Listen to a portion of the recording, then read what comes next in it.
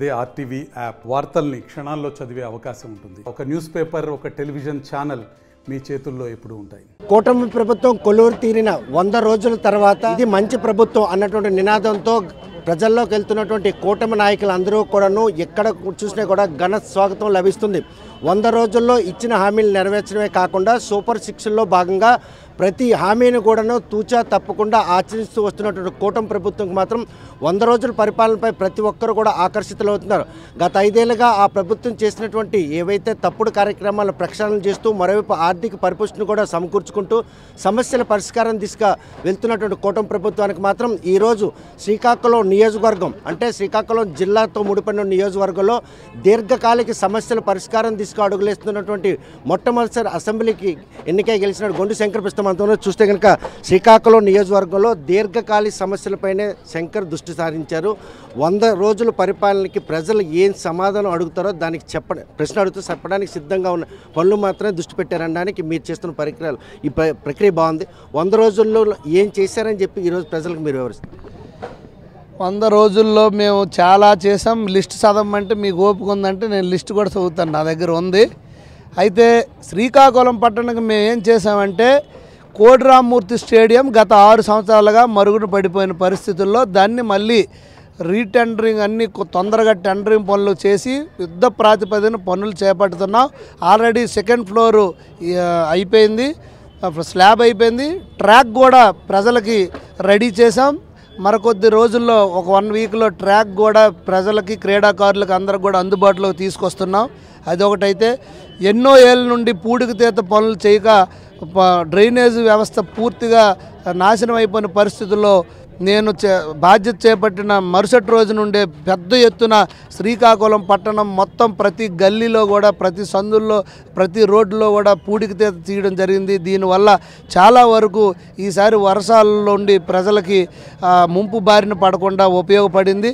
ఇంకా ఏదైతే నిత్యం రైల్వే స్టేషన్కి వెళ్ళే రోడ్డు ఉందో అక్కడ విస్తరణ పనులు గత 5 సంవత్సరాలుగా అక్కడ ప్రజలు ఒప్పుకోలేదని చెప్పి విస్తరణ పనులు నిలిపేసిన సమక్షంలో అక్కడ లోకల్ ప్రజలతో మీటింగ్ పెట్టి వాళ్ళని ఒప్పించి విస్తరణ చేశాం.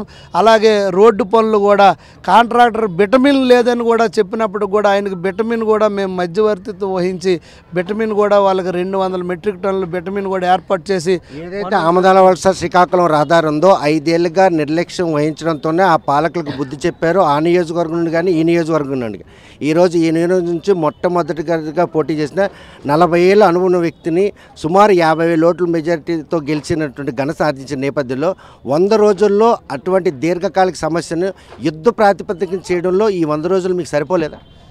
100 రోజులు ఏంటి, మొదటి నెల రోజుల్లోనే అన్నీ రెడీ చేసాము. ఇంకా చేయాల్సింది చాలా ఉంది. రాష్ట్ర ఆర్థిక పరిస్థితి చాలా దారుణమైన పరిస్థితి ఉంది. మొన్నే అసెంబ్లీలో శ్వేతపత్రం ఇవ్వడం కూడా జరిగింది. ఇప్పుడు కూడా ఏదైతే ట్రాఫిక్ సమస్య నగరంలో ఉంది, అలాగే థైలాండ్కి నీరు వెళ్ళక సాగునీరు ప్రాబ్లం నియోజకవర్గంలో ఉంది. అలాగే 2 నదులు మనకి నాగావళి వంశధార జీవనదులు ఉన్నాయి. ఇవి ఇక్కడ సముద్రంలో మన నియోజకవర్గంలో కలిసినందువల్ల వాటి డైరెక్షన్ చేంజ్ అయినందువల్ల అక్కడ కలింగపట్నంలో కానీ ఇక్కడ పీజీపేటలో కానీ పూర్తిగా మొత్తం బీచ్ కొట్టుకుపోయింది. దానికి కూడా కలెక్టర్ గారిని 2 దగ్గరలకు కూడా తీసుకెళ్లి చూపించి దానికి ప్రతిపాదనలు సిద్ధం చేసి పంపడం జరిగింది. ఏదైతే కలింగపట్నం శ్రీకాకుళం పాలకొండ పార్వతీపురం రోడ్డు ఉందో దాన్ని స్టేట్ హైవే నుండి నేషనల్ హైవే కిందకి మార్చమని ప్రతిపాదనలు సిద్ధం చేసి ఢిల్లీ పంపించడం జరిగింది. దీంతో పాటుగా ఏదైతే డ్రైనేజీ వ్యవస్థ ఉందో 50 ఏళ్ల నాటి పురాతనమైన డ్రైనేజీ వ్యవస్థని ఆధునీకరణ చేయడానికి కోసం under ground drainage system feasibility కోసం మేము ఇప్పుడు ఒక టెండర్ని పిలవడం జరిగింది. అది కూడా టెక్నికల్ బిడ్ అయిపోయింది. ఫైనాన్షియల్ బిడ్ ఓపెన్ అయిన వెంటనే వారితో ఫీజిబిలిటీ రిపోర్ట్ తయారు చేసి ఆ డ్రైనేజీలు కూడా కొత్తగా నిర్మించుకోవడానికి చూస్తున్నాం.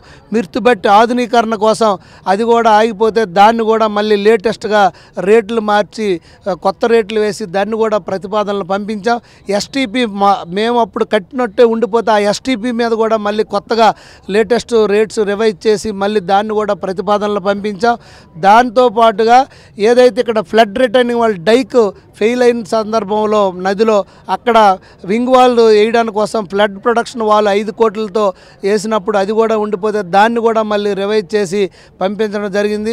ఏదైతే సాలిడ్ వేస్ట్ మేనేజ్మెంట్ ఉందో ఆ చెత్త కూడా ప్రాసెస్ చేయడం ఆగిపోయిందో డబ్బులు ఇవ్వక, దాన్ని కూడా పిలిపించి ఈ రోజు నుండే లేబర్ని మొబిలైజ్ చేసి దాన్ని కూడా వర్క్ స్టార్ట్ చేసాం. ఆమదాల వలస శ్రీకాకుళం రోడ్డు నిర్మాణానికి రాష్ట్ర ఖజానాలో డబ్బులు లేకపోతే ఈ నియోజకవర్గం ప్రాతినిధ్యం వస్తున్నాడు గుండె శంకర్, అదేవిధంగా కోన రవికుమార్ ఇద్దరు తమ సొంత ఆస్తులను తాకట్టు పెట్టి ఈరోజు కాంట్రాక్ట్ డబ్బులు ఇచ్చారు. నిజమేనా? 200 మెట్రిక్ టన్నులు విటమిన్ని అచ్చెన్నాయుడు గారు, రామ్మోహన్ నాయుడు గారు, నేను, రవణ్ అందరం కలిసి ఒక మాట అనుకొని ఇది ఎలాగైనా సాగాలని చెప్తే నేను వెంటనే తక్షణం మాట్లాడి 200 మెట్రిక్ టన్స్ విటమిన్ సప్లై చేసాం. పని జరుగుతుంది. ఇంకా కాంట్రాక్టర్ నిన్న ఫోన్ చేసి సార్ డీజిల్ లేదు, డీజిల్ ఇప్పించరా అని నాకు అడుగుతున్నాడు. పరిస్థితి చూడండి, లాస్ట్కి అలాగుంది. అది కూడా ఒక బంకు ఓనర్తో మాట్లాడాను. ఏదేమైనప్పటికీ నిర్మాణాలకు మీరే ఇన్వెస్టర్లా? రోడ్డు పని అయితే ఆపం. మాకు డబ్బులు కూడా 520 కోట్లు ఆల్రెడీ నిధులు విడుదల జరిగిపోయి ఆయనకు కూడా మళ్ళీ రేపో ఎల్లుండో డబ్బులు పడిపోతాయి. ఆ తర్వాత వెంటనే ఆయన వాళ్ళకి పేమెంట్ కూడా చేసేస్తానని మాట ఇవ్వడం జరిగింది. కనుక ఆయనకి ఈ కొద్ది రోజుల్లో ప్రజలకు ఇబ్బంది కలగకూడదు, ఒక్క ప్రాణం పోయినా దాని విలువ వెలకట్టలేమనే ఉద్దేశంతో మేము ఒక బాధ్యతగా ప్రజలు ఏదైతే నమ్మకం పెట్టుకొని మా మీద ఇంత అత్యధిక మెజార్టీతో గెలిపించారో, ఎలక్షన్ ముందు కూడా మేము ఏదైతే ప్రజలకు మాట ఇచ్చామో ఆ మాట కట్టుబడి ఒక బాధ్యతాయుతమైన లక్ష్యంతో మేము ముందుకెళ్తామని మీకు తెలియజేస్తున్నాను. అంతేగాని ఇన్వెస్టర్లు కాదా ప్రస్తుతం ఉన్న పరిస్థితుల్లో? ఇన్వెస్టర్లు ఎలాగవుతాం? ఆయనకి అందుబాటులో లేదు. 16 కోట్లు ఈ రోజుకి పేమెంట్ ఇవ్వక రోడ్డును పడిపోయాడు. ఆయన కూడా ఆ పరిస్థితి చూసాం. ఏదో మనకున్న ఇన్ఫ్లుయెన్స్తో మనం ఆయనకి ఉడతా సహాయం చేయగలిగాం. మిగతా అంతా ఆయనే పెట్టుకుని ఒక విటమిన్ మనం అరేంజ్ చేసాం, మిగతాదంతా ఆయనే చేసుకున్నాడు. 15 ఏళ్ల క్రితం శ్రీకాకుళం పట్టణంలో రౌడీజం పెచ్చరైపోయింది. ఆ రోజు టీడీపీ బాహాటంగా రోడ్డు మీదకి వచ్చి రౌడీజం కూకట వేలుతో భూస్థాపితం. మళ్ళీ ఇప్పుడు నిన్న 2 రోజుల క్రితం బంకు దగ్గర జరిగిన ఘటన మీకు తెలుసు. మీ గ్రామానికి సమీపంలో పెద్దపాడు. ఆ యువకులందరూ కూడా ఇంటర్ డిగ్రీ చదువుతున్నారు. ఈ శాంతి భద్రత నిఘాతం కలిగిస్తున్న ఆ యువకులపై ఒక అసెంబ్లీ కాన్స్టిట్యున్సీ ఎమ్మెల్యేగా ఈ పట్టణంలో దీర్ఘకాలిక సమస్యలపై ఇంతలా కేంద్రీకృతమైనప్పుడు అటువంటి సమస్య పరిష్కారానికి ఏ విధంగా ముందుకెళ్తారు? రౌడీయిజాన్ని కూకట వేలుతో పెకిలించే పరిస్థితి మా పార్టీ కానీ, అలాగే ఎన్డీఏ కూటమి కానీ, తెలుగుదేశం పార్టీ కానీ మొదటి నుండి మా నాయకుడు క్రమశిక్షణ కలిగినోడు. మేమంతా క్రమశిక్షణ కలిగిన వాళ్ళం. ఎవరైనా పిచ్చి పిచ్చి వేషాలు వేసి ఇలాగా చిల్లర పనులు కానీ చేస్తే మీరు అన్నట్టు రౌడీయిజం అదేమీ కాదు. అక్కడ ఒక 2 గ్రూపులు తగాదా, వాళ్ళు కూడా నేను ఎంక్వైరీ చేసి ఇమ్మీడియట్గా సీఏ గారికి చెప్పాను, కేసు కట్టాం. ఎట్టి పరిస్థితుల్లో రౌడీయిజాన్ని కానీ, దందాలు కానీ, అలాగే సెటిల్మెంట్లు కానీ ఇవి జరిగితే దానిపైన చాలా సీరియస్గా యాక్షన్ తీసుకుంటాం. కూకటవేలుతో పెకలిస్తాం, ఉక్కుపాదాన్ని మోపుతామని కూడా ఈ సందర్భంగా తెలియజేస్తున్నాం. అదే మాటకి కట్టుబడి ఉంటాం. గతం మాదిరి కంటే ఇంకా మెరుగైన ఒక కవచంలాగా, ప్రతి పౌరుడికి ఒక కవచంలాగా నేను కానీ, ఇక్కడ రామన్న కానీ, అచ్చన్న కానీ ఉంటామని కూడా ఈ సందర్భంగా నేను తెలియజేస్తూ, రాష్ట్ర ప్రజలతో పాటుగా ఇక్కడికి విచ్చేసిన తర్వాత ఒక అమ్మాయికి అన్యాయం జరిగితే 3 ఆఫీసర్స్ని సస్పెండ్ చేసిన ఘనత మా ప్రభుత్వం. అదే స్ఫూర్తితో ఈ నియోజకవర్గంలో కూడా ప్రజలందరూ హాయిగా నిద్రపోయి వాళ్ళు భయభ్రాంతులు లేకుండా చేయడమే నా లక్ష్యం. దానికోసం ఎంతటికైనా ముందుకెళ్తామని కూడా ఈ సందర్భంగా జరిగినటువంటి దాష్టికం పట్టపగలు ఒక బొగ్గు దగ్గర జరిగింది. వారంతా కూడాను విచక్షణ రాహిత్యంగా దాడి చేశారు. అది బొంకు కావడం పొరపాటున గన్ను తీసుకొని కానీ పెట్రోల్ స్ప్రెడ్ చేసినట్టయితే వారు హోష్ మీద ఉండే పరిస్థితి లేదు. వారు మత్తు పానీయాలు స్వీకరించినట్టే విజువల్స్లో కనిపిస్తున్నాయి. అటువంటి పరిణామాలు చోటు చేసుకుని వారిపై ఎటువంటి చర్యలు చేపడతారు?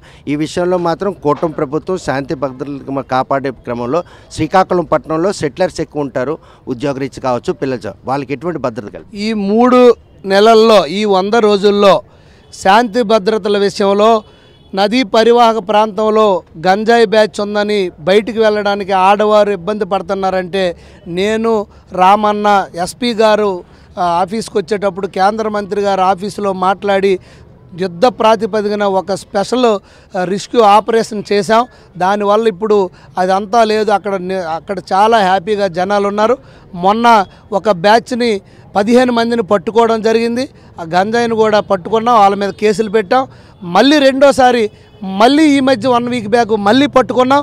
గత 5-6 ఏళ్ళలో ఇంత పెద్ద ఎత్తున పట్టుకొని ఉక్కుపాదం మోపడం ఎక్కడా లేదు. మేము దీనిపైన ఎంత సీరియస్గా ఉన్నామనే దానికి నిర్ధారణ ఇదే. మీరు కూడా కావలిస్తే ఆ దమ్మల వీధి ఆ శివర్లు వెళ్ళి అక్కడ ఉన్న లేడీస్ని ఆ ప్రజల్ని మీరు అడగండి. ఇప్పుడు వాళ్ళు ఇంతకుముందు రాత్రులు వెళ్ళాలంటే ఎలా భయపడేవాళ్ళు, ఇప్పుడు ఎలాగ వెళ్ళాలంటే భయపడేవాళ్ళు. ఇంతకుముందు ఆ కోడిరామ్మూర్తి స్టేడియం ఒక పెద్ద హబ్గా ఉండేది. అక్కడ పనులు అయ్యేవి కాదు, అక్కడ అసాంఘిక పనులు జరిగేవి. ఇప్పుడు అక్కడ డే అండ్ నైట్ పనులు జరుగుతున్నాయి. అలాగే ఎక్కడికక్కడే మేము సీసీ కెమెరాలు పెట్టడానికి, దీనికి కూడా కంట్రోల్ సెంటర్ ఒకే దగ్గర కంట్రోల్ సెంటర్ అండ్ ఈ ఏదైతే ఈ సిస్టమ్స్ అన్నీ పెట్టే ఇది ఇన్ఫర్మేషన్ సెంటర్ అన్నీ కూడా ఒకే దగ్గర పెట్టడానికి కూడా ఎస్పీ గారు ఆలోచన ఉంది. దాన్ని కూడా తప్పకుండా అమలు చేస్తాం. త్వరలో దానికి సిఎస్ఆర్ పథకం కింద నిధులు కూడా సమకూర్చడానికి కేంద్ర మంత్రి గారు కూడా ఒప్పుకున్నారు. ఎక్కడైనా ప్రజలందరూ పూర్తి రక్షణతో హాయిగా జీవించే ఉద్దేశమేతోనే మేము పనిచేస్తున్నాం. తప్పకుండా ఎటువంటి అరాచక శక్తులు ఎటువంటి అరాచకానికి పాల్పడిన ఉక్కుపాదం మోపి కోకటి వేలుతో ప్రకలిస్తామని కూడా ఈ సందర్భంగా తెలియజేస్తున్నారు. 100 రోజులు పూర్తి చేసుకున్న క్రమంలో ఇది మంచి ప్రభుత్వం అన్నటువంటి ప్రోగ్రాంతో ఈరోజు ప్రజల్లోకి వెళ్తుంది. ప్రతి దగ్గర కూడా ఆదరాభిమానాలు లభిస్తున్నాయి.